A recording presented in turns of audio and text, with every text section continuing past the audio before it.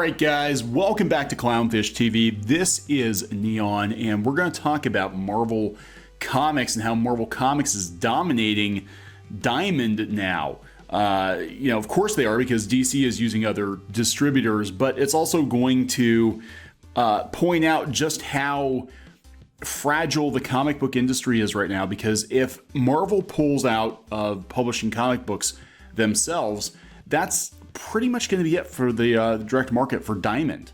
Now that DC is going its own way. And you're probably wondering why I have this pulled up, because this has nothing to do with Marvel, but it has everything to do with Marvel. Disney is hurting very, very badly right now, and there have been rumors for years that Disney would just job out its comic books to a publisher like IDW or Dark Horse or whoever is left right at the end of the day. And they're already starting to sell off some of their assets. They're selling off non-core assets like this ad tech company. They're laying off 28,000 people, mostly in their theme parks. And the theme parks actually generate revenue. Of course, Disneyland has been down for most of the year. Disney World is open, but it's really understaffed compared to where it used to be.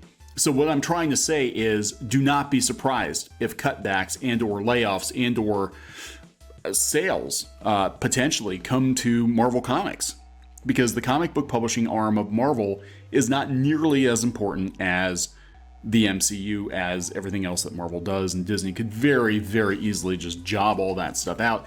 And that's going to be it for the direct market, absolutely. So this is coming from Bleeding Cool, and I got to give a hat tip to CCG, who sent this over to me this morning.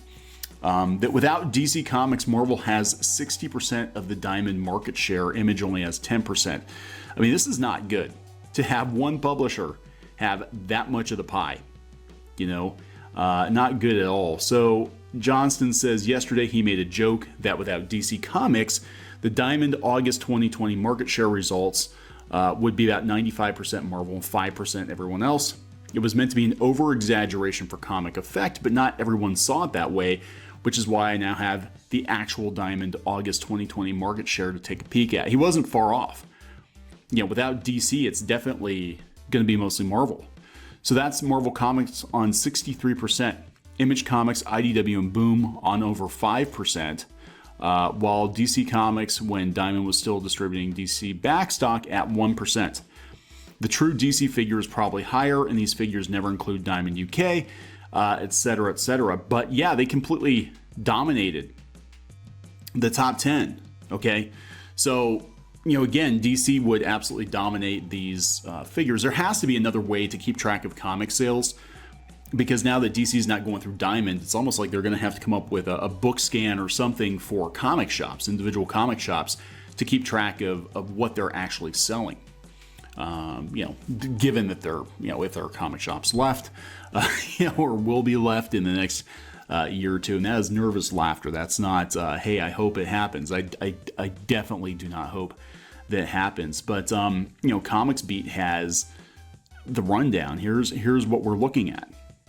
Venom 27, Thor 6, Maestro 1, X-Men 11, Spider-Man 47, Wolverine 4, Amazing Spider-Man 46, Empire is like way down there, Venom 25, and Empire 5 dominated the top 10 without DC.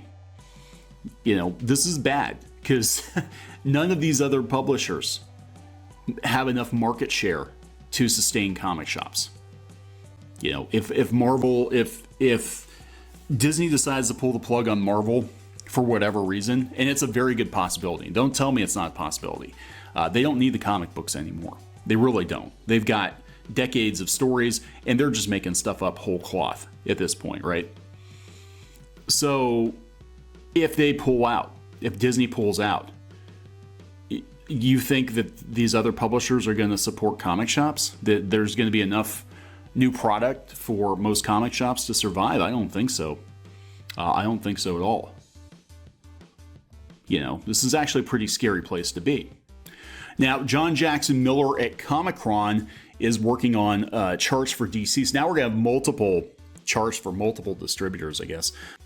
Miller has actually compiled his own sales chart for the interregnum and is expanding them for more information as it becomes available for August. He notes that Batman 3 Jokers 1 will almost certainly smash the charts since it supposedly sold 300,000 copies. Miller is also working on charts from Lunar and UCS, and we're told he'll be integrating all his charts for the first all-industry sales chart of the new pandemic era. That's what we're calling it. Is that what we're calling this? The new pandemic era of comics. So then, are they going to start rolling in crowdfunding figures too, like pre-order sales numbers? Are they going to roll in more manga sales? I mean, look, comics are never going to be the same. You know, everything has changed, and I think we're going to have what happens if we have publishers pop up, and they're going to pop up. I guarantee it. We're going to have publishers pop up, and Alterna is kind of already doing it. That they don't really deal with the comic shops. They just sell direct to consumer, direct to direct sales via the internet. And there are going to be publishers that could be their business model. Like we sell direct to consumer, either we ship it to them or we just sell through Amazon or bookstore or whatever, and we don't bother with the comic shop. So how do we keep track of those sales? Yeah, that's a good question. I don't know. Of the August numbers from Diamond, Miller has many, many caveats, such as the following. So you may have seen, we've made our own interim projections for Diamond and for the two distributors DC uses, Lunar and UCS, going back to April 2020, covering the period of Diamond shutdown. They then progressed through May to June, July, the month after the DC Diamond divorce finalized. It's messy. It's messy. Both sets of projections for August have been done here for a while, but on seeing the new release volume at Diamond during the month, we held off on posting on the chance that this might be the month that Diamond's charts returned. Indeed, here they are in September. Couple of notes. First on scheduling, while Diamond made no announcement that there would be full charts to come, we think it's likely enough that we're going to operate under that assumption. As noted, our DC charts are ready. They're ready, and we're going to merge them. So I think we need to look at the whole picture here. I think we're going to have to start merging, indie comics in there too, because it might turn out that there are publishers that pop up that sell directly to people that are actually outperforming these other publishers that are going through Diamond. And I think more and more publishers are going to realize that Diamond isn't where it's at and that they need to kind of go their own way. Second, to temper expectations. I think everybody's expectations of the comic book industry have been tempered at this point. Diamond did not release its usual comparative industry-wide statistics and market shares. For reasons described in greater detail here, charting in the days of coronavirus is difficult. No, they just don't want it to look as bad as it actually is. I mean, come on. It's because if they actually put everything out there, it would paint a very bleak picture. And YouTubers would pounce on it and make videos like this, with impacts tracking for several categories, cross-time comparisons, and blah, blah, blah, blah, blah, blah, blah. Miller also notes that many periodical comics are now returnable. They should have been all this time. It might have helped, and will be for quite some time, adding even more uncertainty to the charts. It's everything's changing, guys. It's all changing. Everything's changing, and it changed so quickly. I mean, it was very, very quick.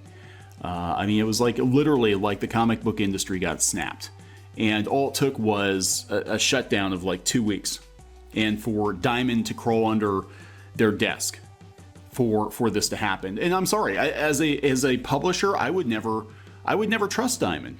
I wouldn't. I'd be like, you cut and run on us, and then you made some big deal about how we're going to have this big comeback, and you want us to put piss yellow stickers on our books and celebrate your cowardice. I wouldn't back that horse either. If I were DC, I absolutely would pull out. I'd just go do my own thing. It's not even worth it. It's not worth dealing with them anymore. That is my opinion. So, just in side note here, since we're talking Marvel, they have cast Ms. Marvel for the Disney Plus series, and she looks really young. She looks like she's 12. How old is Ms. Marvel supposed to be? I thought she's supposed to be 15 or something. I don't know. Maybe it's just her face, but she looks like she's my daughter's age. But she looks, cuter than the Ms. Marvel they had in the game. That's for damn sure. She kind of looked like an adult, with some uncanny valley features going on there.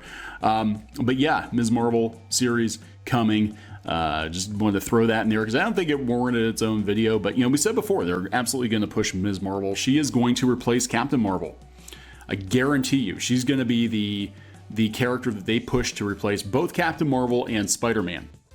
Mark my words, they will push her to the absolute top of the heap, and then when people think of Marvel, they're going to think of Ms. Marvel, at least as long as Sana Amanat is at Marvel Comics. I'm going to wrap this one up. Please subscribe for more pop culture news, views, and rants, and we'll talk to you guys later.